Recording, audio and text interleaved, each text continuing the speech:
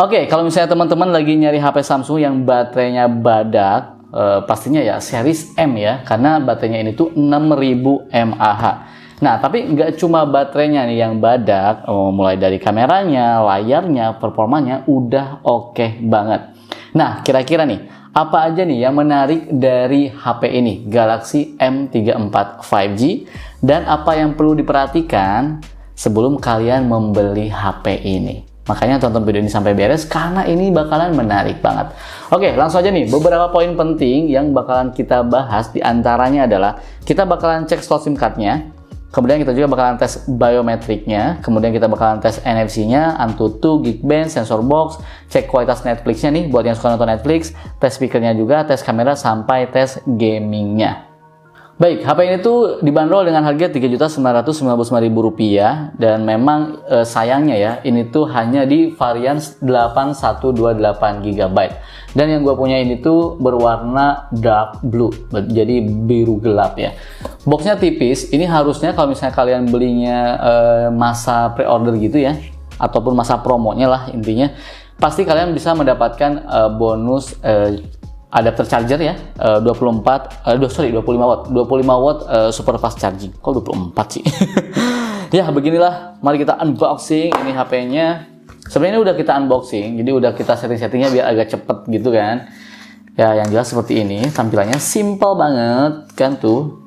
Boxnya kayak gini doang, kemudian di sini ada SIM ejector, terus di sini nih. Nah, ini ada buku panduan dan kartu garansi, simple banget. Terus ini juga ada C2C, kabel buat ngecasnya atau kabel datanya ya, Type-C, C2C. Dan ada nomor serial number-nya atau nomor emailnya juga. Dan ini adalah HP-nya. Baik, kita singkirkan dulu. Nah, ini adalah HP-nya, Super AMOLED display, kemudian triple kamera 50 megapiksel with OIS 6000 mAh. Langsung aja mari kita, ini kosong ya, udah nggak ada apa lagi. Mari kita cek-cek saja nih apa aja yang menarik dari HP ini. Gua ini dulu ya, setting dulu sebentar, takut ada yang kurang. Oke.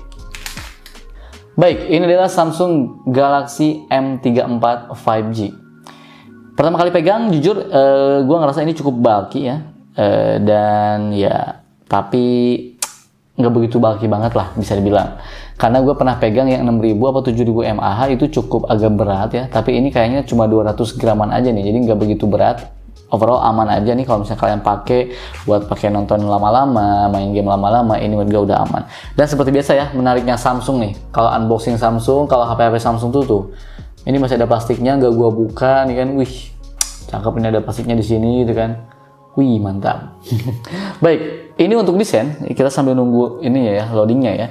Ini kalau menurut desain lagi. Kalau menurut gue desainnya ya, ini desainnya tuh kan ya preferensi masing-masing ya. Cuman jujur menurut gue biasa aja sih. Walaupun memang ini tuh terlihat mengkilau gitu kan, dark blue mengkilau, desainnya tuh wah terlihat premium. Tapi buat gue jujur desain tuh masing-masing aja lah ya. Buat gue biasa aja, dan bahkan ini tuh cepet kotor tuh. Jadi kalau misalnya kalian tangannya cepet basah kayak gue, ini cepet kotor. Jadi gue saranin mending kalian langsung aja beli beli jelly case-nya langsung. Cuma nih, berhubung ini tuh curve gitu ya, melengkung gitu nih, ini tuh enak banget. Di tangannya tuh enak gitu kan tuh. Handling di tangannya tuh nyaman banget gitu kan. Nah, di bagian kanannya ini tuh ada tombol power nih. Teman-teman bisa lihat tombol power sekaligus fingerprint ya. Dan ini ada volume rocker. Volume rockernya ini tuh menurut gua cukup clicky ya. Jadi enak banget nih di pencet-pencetnya. Di bagian atas ini tuh ada kelihatan lubang mikrofon nih, sini nih kelihatan nih, ada pokoknya di sini ya, agak gelap jadi susah ya. Dan ini slot SIM-nya, nanti kita buka. Di bawahnya itu ada nih port jack audio, lubang mikrofon, kemudian ini Type-C-nya, dan ini speakernya. By the way, speakernya masih mono, belum stereo. Nah, kita buka ya untuk slot SIM-nya. Wah, ternyata SIM-nya ini tuh hybrid ya. Ternyata SIM-nya hybrid, jadi di sini SIM 1, di sini SIM 2. Tapi kalau misalnya kalian mau pakai micro SD yang bisa sampai 1 TB, kalian mesti mengorbankan SIM 2-nya. Jadi kalian cuma bisa pakai SIM 1 sama micro SD up to 1 TB. Waduh, ini kalau dedicated gue suka nih ya. Baik, sekarang mari kita coba tes untuk fingerprintnya, biometriknya. Jadi biometriknya itu ada fingerprint dan ada face unlock. Cuman sayangnya nanggung banget. Ini kan layarnya udah AMOLED nih, udah Super AMOLED. Kenapa fingerprintnya ini tuh malah fisik? Ya preferensi masing-masing. Ada yang suka fisik, ada yang suka in-display fingerprint. Tapi gue lebih seneng in-display fingerprint ya, karena kalau misalnya lagi ngetik tinggal gini buka kuncinya tuh lebih gampang. Kalau di samping gini kan tuh, aduh, harus diangkat dulu. Nih, kita coba fingerprintnya ya. Cepet ya, kalau namanya fingerprint fisik tuh, aduh, enak lah cepetnya tuh ya. Tuh. Dan senangnya fingerprint fisik gini tuh jadi kita tuh nggak perlu selalu mencet tombol power ya. Nih. Oh, nggak begitu cepet ternyata ya. Nih, gua pencet ya, lihat ya. Maksudnya gua tempelin ya. Tuh ada jeda dulu, ya nggak apa-apa lah. Yang penting bisa berfungsi. Nih kita coba face unlocknya. Face unlocknya ya cukup cepat asal di cahaya yang cukup aja. Tuh. Tapi memang ada proses dulu ya, tit gitu kan. Nih kuncinya. Tuh kebukanya ya ada proses dulu. Ya at least ada lah untuk biometriknya. Sekarang kita ke speakernya ya. Jadi speakernya ini tuh di sini di bawah dan ini mono, ini enggak stereo ya. Dan menariknya juga nih kalau misalnya kalian menggunakan headphone kabel ya atau earphone gitu kan, atau enggak Bluetooth headset, kalian bisa mengaktifkan ini nih Dolby Atmos. Jadi kalian tinggal pencet aja. Tuh, cuman ini kan gua nggak pakai TWS ataupun earphone ya. Jadi nggak bisa mengaktifkan Dolby Atmos. Tapi kalau misalnya kalian pakai TWS nanti bisa nih ya. Dolby Atmos-nya diaktifkan dan bisa juga Dolby Atmos for gaming ya, supaya experience audionya itu lebih berasa. Ini juga kita bisa merubah equalizer sesuai dengan keinginan kita juga bisa ya. Pokoknya kalian bisa menikmati audio dari Samsung ini tuh lebih maksimal ya dengan adanya Dolby Atmos. Tapi menggunakan TWS atau earphone. Untuk sedikit gambaran, sekarang mari kita dengerin dulu ya hasil speaker dari Galaxy M34. Walaupun ini sebenarnya nggak valid ya, karena kan melalui proses editing dan lain-lain, tapi setidaknya ini udah bisa menjadi gambaran aja lah ya. Karena kalau misalnya kalian pengen dengerin bener-bener kualitas speakernya, harus langsung dengerin langsung depan HP-nya.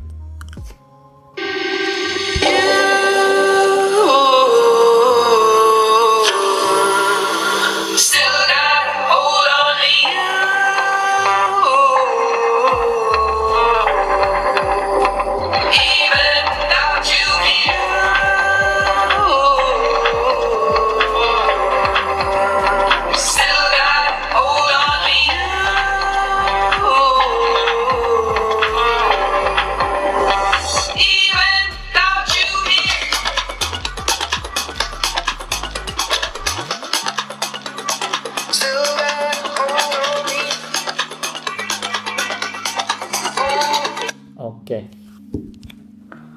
Baik, kemudian nih untuk layarnya sendiri ini tuh berukuran 6,5 inci ya, sudah Super AMOLED Full HD 120 Hz, dan menariknya ini maksimum brightness-nya ini tuh di 1000 nits. Jadi kalau misalnya kalian gunakan di outdoor, ini tuh udah sangat enak banget, masih bisa menampilkan konten dengan sangat baik.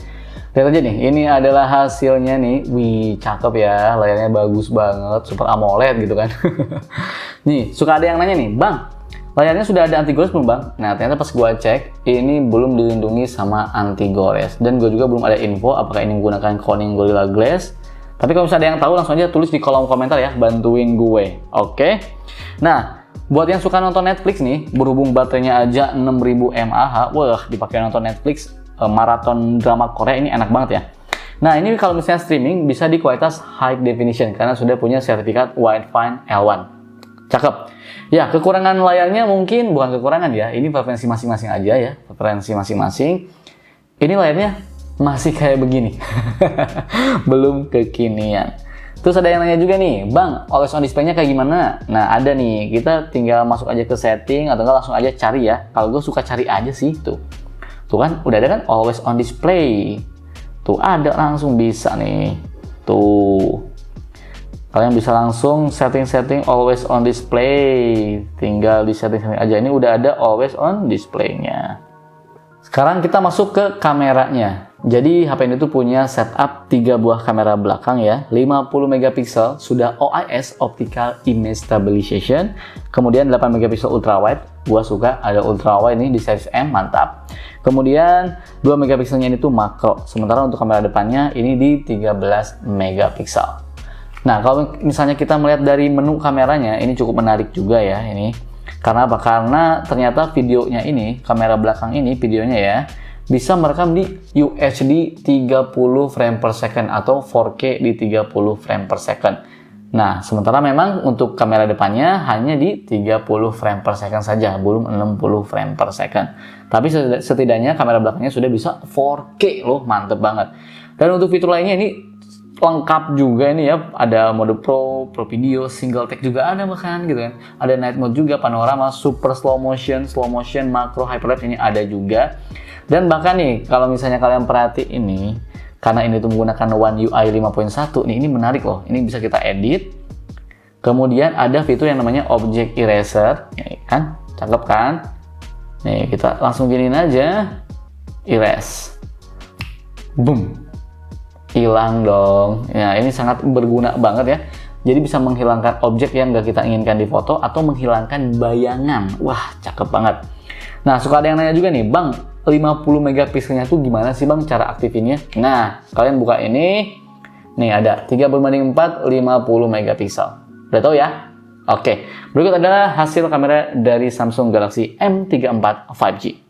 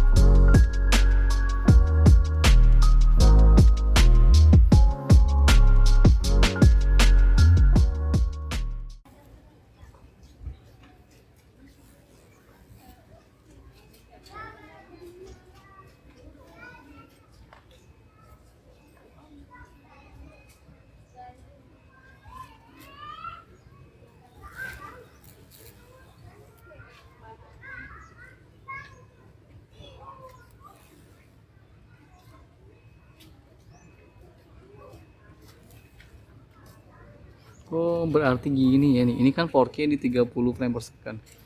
Fokusnya kadang-kadang suka ini ya, ngaco ya kadang-kadang ya. Ini untuk fokusnya cepat, tapi kadang-kadang agak ngaco nih. Suka kadang-kadang nanti kemana-mana gitu fokusnya. Oke, sementara ini untuk kualitas di Full HD 60 frame per second. Wih, HDR-nya cakep juga ya. Tuh, cuma kadang-kadang suka ngabur ya, fokusnya nggak nggak sih? Tuh, kadang-kadang suka ngabur fokusnya. Nggak tahu kenapa. Ini 60 frame per second. Coba kita lihat kucing.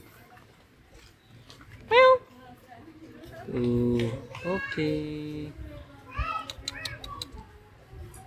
Nah, sementara ini menggunakan super steady-nya ya. Jadi stabilisasinya diaktifkan.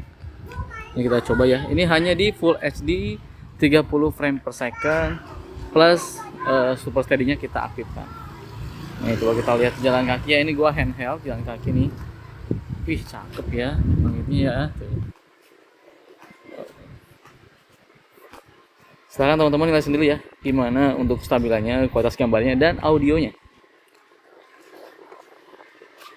Nah, sementara ini untuk ultrawide-nya ya. Ini untuk ultrawide tuh. Ultrawide ini tuh hanya bisa di 30 frame per second saja. Full HD di 30 frame per second. Ini ultrawide-nya ya. Cocok nih ultrawide ya. Ini gua bawa jalan kaki ya. Nih, kayak gini untuk ultrawide tuh. Set. Tuh, cocok banget. Tapi kalau 30 frame per second lumayan ya. Walaupun skin tone-nya agak beda sih, tapi ya nggak masalah sih. Ini ultra wide ya. Nah, untuk kamera depannya nih hanya bisa di Full HD 30 frame per second, tapi viewing angle-nya cukup lumayan ini ya, agak deket ya. Jadi kalau gua nyamanan gua segini, ternyata ini potong, jadi gua harus agak gini nih, agak jauh tangannya. Waduh ya, sekarang teman-teman lihat sendiri aja kualitasnya seperti apa dan audionya ya, silahkan monggo. Sekarang kita masuk ke sesi tes gamingnya ya. Jadi HP ini tuh menggunakan chipsetnya tuh sendiri ya, buatan Samsung sendiri, Exynos 1280 5G, 8GB RAM-nya, 128GB ROM-nya, kemudian ini menggunakan One UI 5.1 dan ini menariknya udah Wi-Fi 6. Ini menariknya udah Wi-Fi 6. Jadi menggunakan Exynos 1280 ini mendapatkan skor sekitar 465 ribuan poin. Kemudian untuk Geekbench-nya di 964 single core dan 2080 untuk multi core. Gue juga coba di PC Mark mendapatkan skor 13 ribuan poin. Terus sensornya juga lengkap, mantap, ada giroskop juga ya. Giroskopnya ini tuh TDK Inventions. Nah, gue belum tahu nih ini tuh kira-kira hardware atau software ya. Tapi menurut gue pribadi ya, karena udah ada giroskopnya, setidaknya banyak fitur yang bisa kita pakai ya, ataupun aplikasi yang bisa kita gunakan yang mendukung giroskop gitu kan. Baik itu PUBG, kemudian CODM dan lain-lain, kemudian Kompas juga bisa gitu kan. Setidaknya udah ada lah gitu. Sekarang kita coba game Mobile Legends terlebih dahulu ya, dan kita lihat settingannya nih. Jadi settingannya itu bisa di frame rate-nya ini tuh super dan grafisnya ini tuh ultra. Wah, cakep nih. Seperti biasa, layar Samsung tuh sangat nyaman sekali. Waduh, jadi sentuhan jari ke layarnya tuh udah enak banget, udah bener lah, udah ini mah nggak ada keset-keset aneh-aneh gitu. Enak banget pokoknya. Tinggal balik lagi aja nih skill lu kayak gimana gitu kita ketika bermain game. Kalau gua jujur skillnya 0, ngomongnya banyak.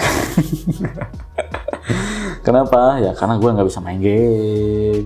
Ya paling gua ngasih impresi pertama kayak gini aja kayak ke lu ya, ke kalian gitu kan, supaya kalian juga tahu gitu kan. Oh gini ternyata serunya nih. Tuh enak banget asli. Layarnya tuh wih mantep tuh. Wih cakep emang ini. Layarnya enak banget tuh, ngegeraknya juga enak, dan ini lancar ya, nggak ada kendala sama sekali. Yang penting jaringannya oke, aman. Gua nggak ngerti sih ya kalau main Mobile Legends itu kayak gimana. Yang jelas mood gua ini udah oke. Overall yang jelas aman ya, layarnya enaken, nggak ada kendala sama sekali. Dari tadi nggak ada yang namanya frame drop, nggak ada. Mungkin karena gue juga nggak begitu ini kali ya, apa? Nggak yang ramean gitu, nggak gitu ya.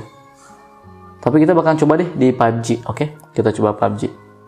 Ini PUBG-nya sekarang mari kita cek untuk grafisnya. Ini bisa di bisa di high ya, HD, tapi ini belum bisa smooth ultra, belum bisa, ini high HD.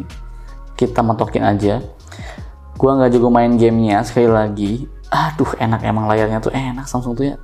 Tuh. Jadi ke jari itu enak nih. Gua nggak jago ya mainnya ya, by the way. Penting kita gini aja lah. Ayo ambil. Ayo, tembak dari mana lagi tuh?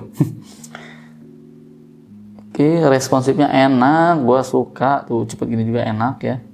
Tinggal guanya aja nih yang nggak bisa kan. Nah ini enak nih. Kita yang kalah. Tapi sebenarnya jujur ya, kalau gue pribadi nih, kalau misalnya gue main PUBG, gue tuh nggak pernah grafisnya tuh nggak pernah gue tinggiin. Gue lebih seneng smooth aja gitu ya grafisnya. Yang penting frame rate-nya ultra gitu. Jadi pergerakannya bisa lebih halus gitu kan. Kalau grafis buat gue pribadi sih ya di layar sekecil ini kan. Ya maksudnya di layar HP gitu kan. Ya udah sih gitu. Nggak perlu tinggi-tinggi banget juga gitu. Kecuali mungkin di PS, di TV, oke. Ini menurut gua ya, bukannya gua gimana-gimana. Kok gue yang kalah? Oke, yang jelas main game PUBG ataupun main game Mobile Legends ini udah sangat bisa diandalkan ya ketika kalian pakai untuk bermain game, apalagi push rank karena baterainya juga 6000 mAh, bayangin. Bahkan awet dipakai seharian, dipakai main game ataupun dengerin musik, nonton video, drama Korea. Wah, ini awet banget. Oke, baik, kesimpulannya ya, ini adalah kesimpulan sementara aja ya. Di harga 4 juta kurang 1000, menurut gue ini udah oke banget kalau misalnya kalian lagi nyari HP Samsung yang baterainya awet. Ini 6000 mAh. Layarnya juga sudah oke, udah AMOLED 120Hz, jadi lebih smooth ya. Kemudian performanya juga udah kencang, dan kameranya juga udah 50 megapiksel. Mantap banget ya. Yang perlu diperhatikan nih, ketika kalian membeli HP ini, menariknya HP ini tuh sudah 5G. Jadi bakalan tetap kepake 2-3 tahun, 4 tahun ke depan tuh tetap kepake ya. Apalagi kalau misalnya 5G-nya udah merata, wah ini enak banget. Ini udah siap untuk 5G. Kemudian karena ini Samsung, OS-nya bagus ya, One UI itu gua suka. HP ini tuh bakalan mendapatkan update OS 4 kali. Menarik banget. Tapi perlu diperhatikan juga, ini speakernya masih mono. Buat yang sering pakai speaker, loudspeaker dan lain-lain, ingat ini masih mono. Tapi kalau gue sih jujur jarang ya, jadi gue jarang banget nyalain speaker lah. Jadi ya gue nggak masalah sama sekali. Kemudian untuk layarnya juga mungkin ini nggak kekinian nih. Walaupun buat gue tuh nggak ini ya, nggak sama sekali mengganggu gitu ya. Mau gue mengganggu nonton, mau mengganggu buka-buka sosmed, baca berita, ini nggak mengganggu sih buat gue pribadi. Jadi ya ini menurut gue biasa aja sih, nggak ngaruh lah ya. Yang penting udah AMOLED udah bagus. Kemudian yang perlu diperhatikan juga menurut gua, ini tuh agak licin ya. Jadi pastikan langsung beli casingnya aja kalau misalnya kalian beli HP ini. Dan satu lagi nih, ini kenapa nanggung layarnya nggak ada in-display fingerprint. Itu aja. Oke, semoga menjawab pertanyaan kalian ya. Semoga aja nih. Jadi kalian bisa tahu nih, oh ketika gua beli HP ini, gua bisa menerima kekurangannya ataupun hal-hal yang kurang ada di HP ini gitu. Yang jelas, HP ini tuh udah lengkap banget ya. NFC juga udah ada. Enak banget. Langsung aja kalau kalian tertarik, cek linknya di deskripsi. Bukan di bio ya, di deskripsi. Dadah.